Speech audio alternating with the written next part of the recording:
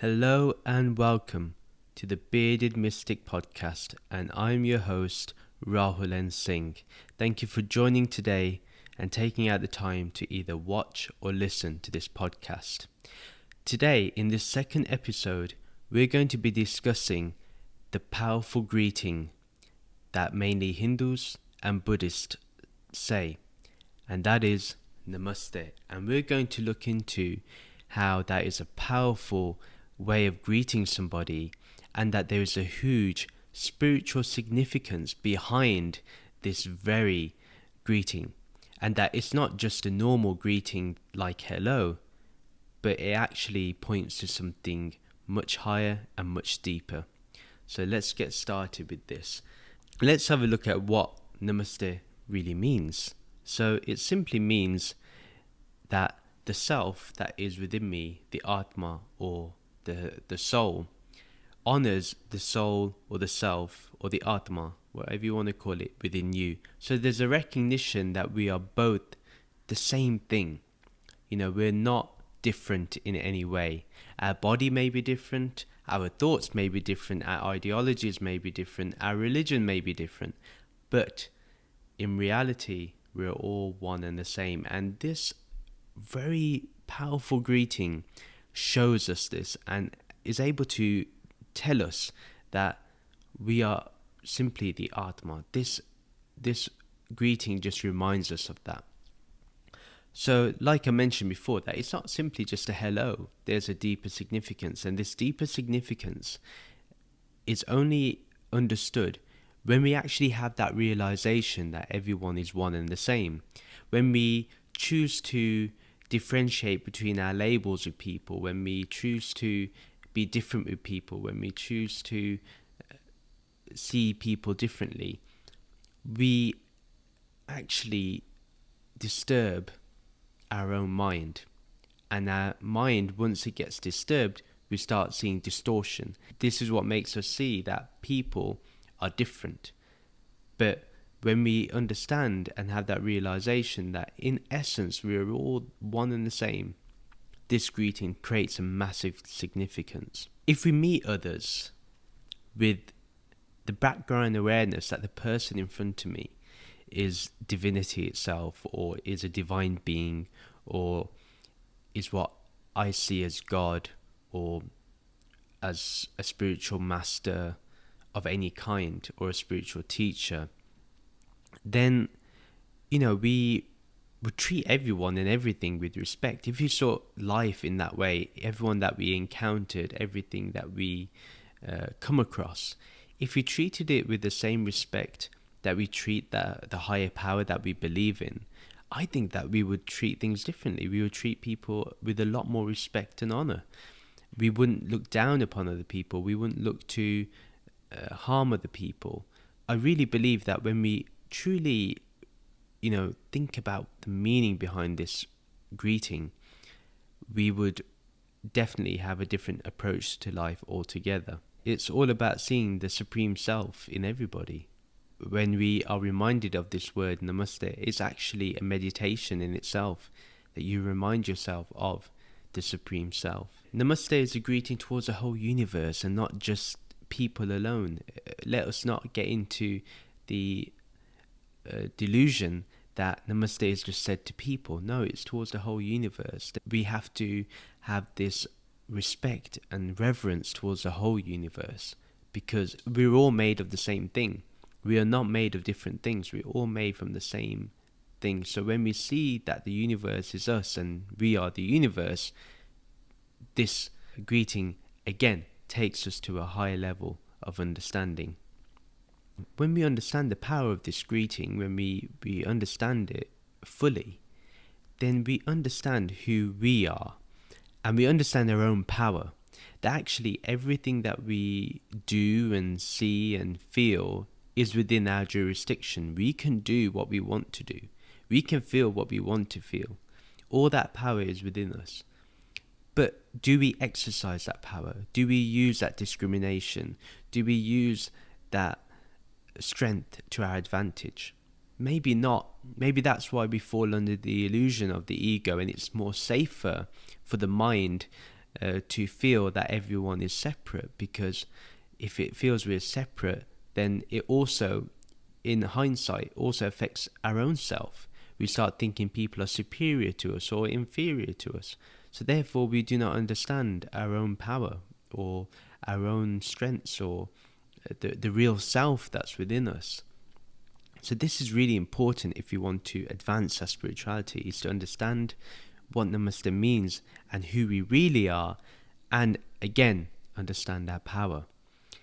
It's all about seeing the underlying unity behind the creator of everything and the created, and that they're not really separate. With Namaste, there is that inherent oneness, understanding of oneness. So it's very important that we understand that we're not separate to each other, that we recognize that we're not separate, and that the separate is just forms, images, even misunderstanding of what we really are.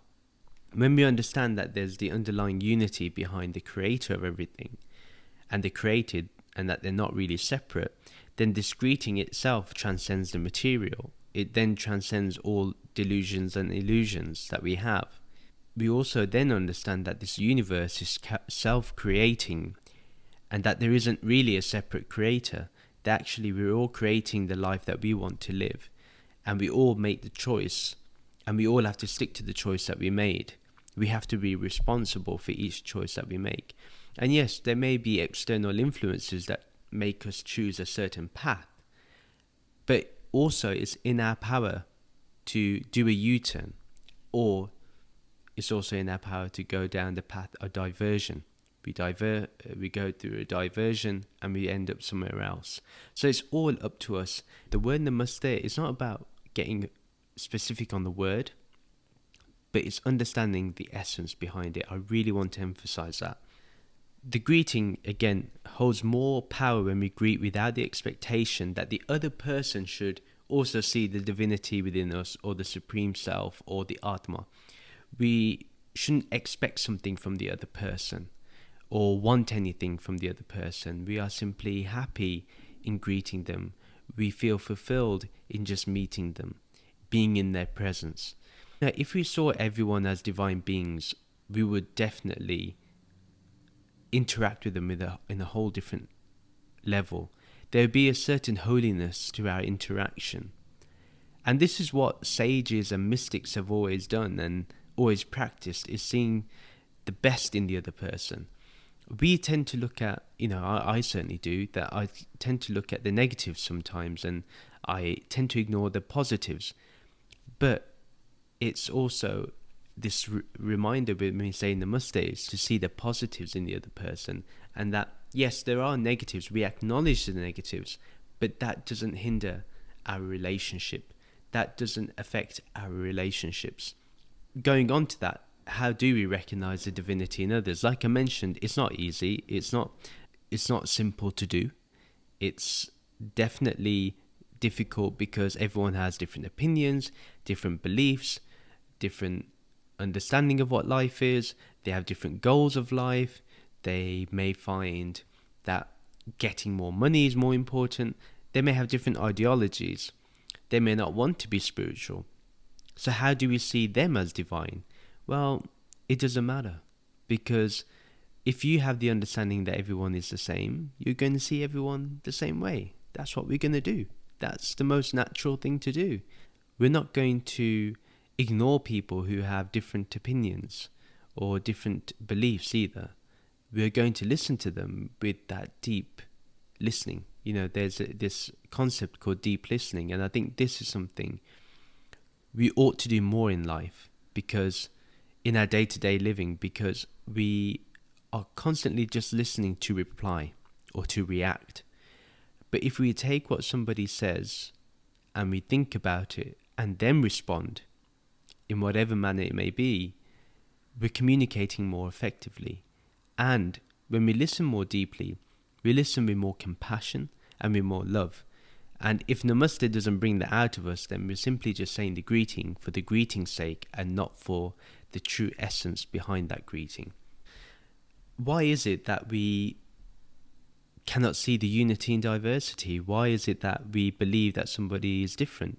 It's because our ego has allowed us to do that.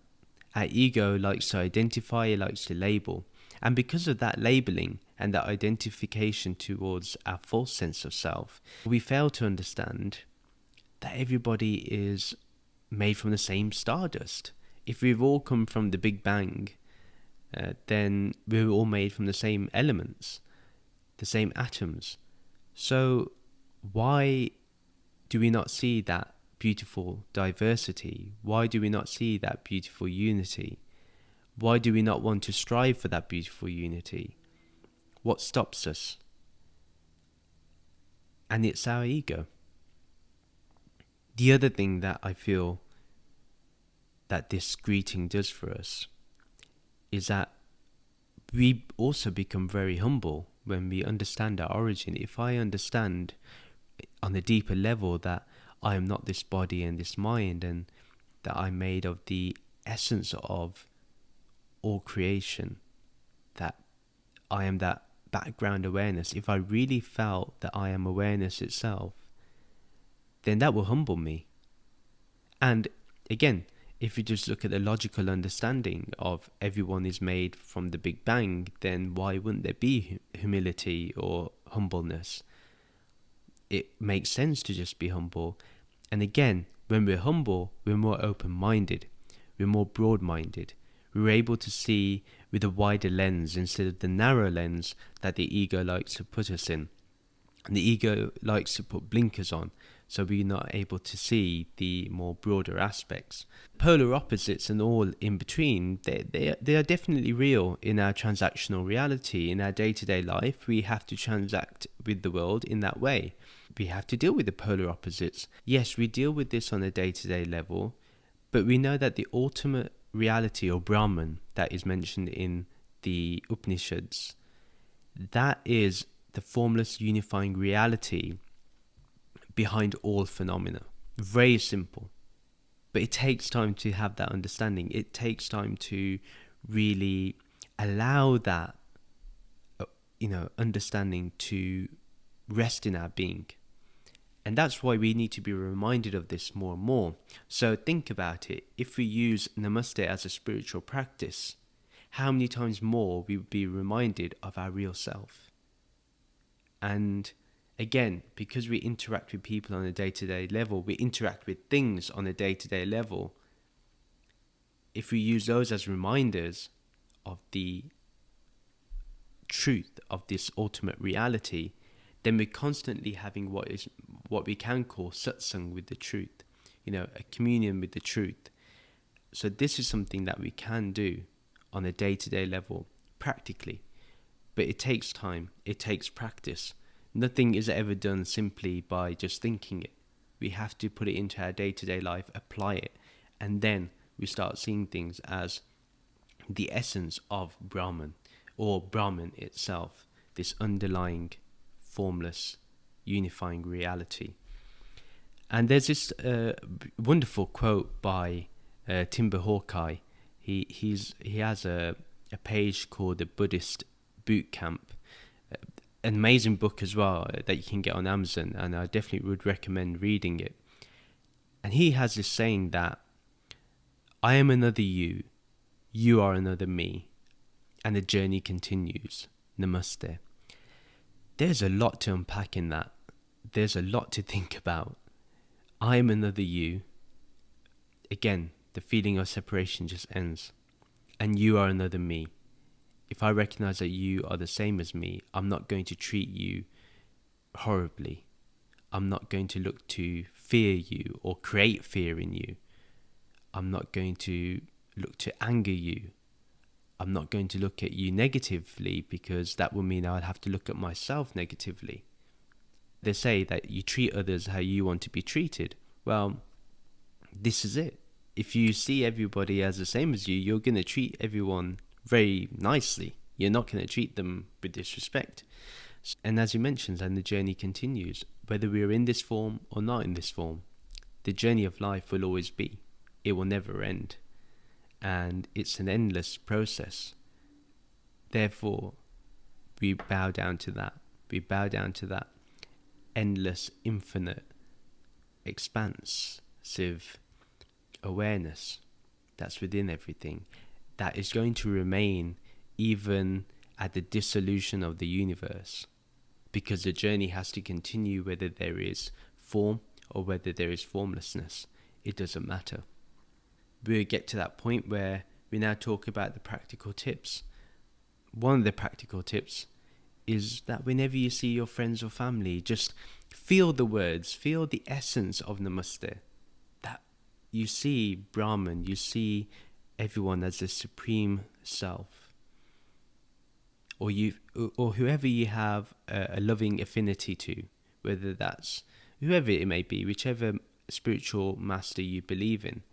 If you perceive that person in the other and you say Namaste, or you say whatever greeting you hold important, if you just feel that within your heart, you will feel this overwhelming sense of love, affection, compassion towards the other person. And, when you see that divinity in others, you naturally just feel happier, and they will feel happier meeting you. They're not going to be meeting you with the intention that you're going to hurt them or, put them down. They're going to meet you with the same amount of love and respect. Definitely, it's important that when we see other people, when we meet them, when we greet them, whatever our greeting may be, that we see the Supreme Self in them. When we create those feelings of divinity, that also helps in our meditation. So when we close our eyes and we take a deep breath in and out, and we become aware of the breath, again, we can see the breath as the Supreme Self. We're meeting the breath for the first time in this present moment. It's always a first time in the present moment.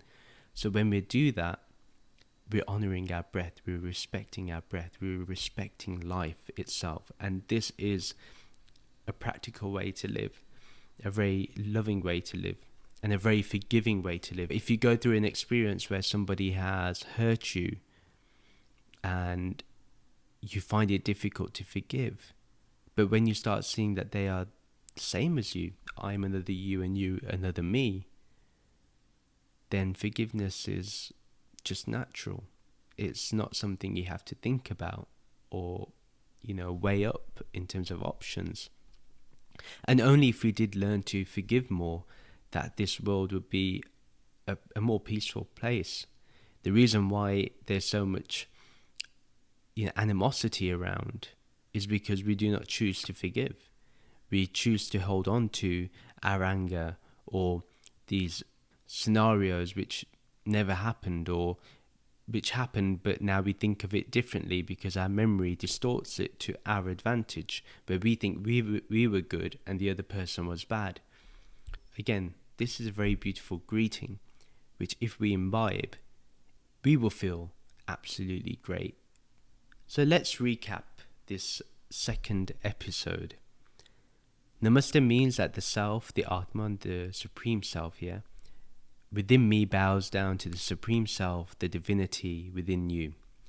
And it honors that divinity within you.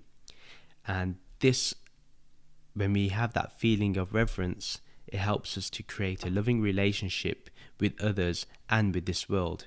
And that we see that hidden unity, that subtle unity that's within everyone, within everything. And we understand that this is the ultimate reality. This is Brahman.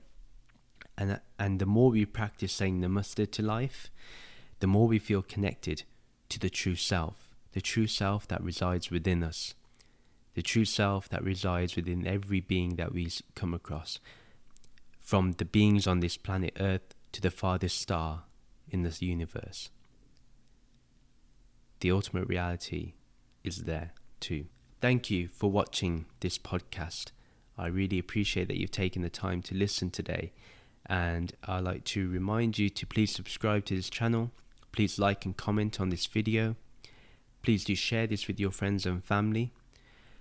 You can follow me also on social media at the Bearded Mystic Podcast. I will provide the links in the description below.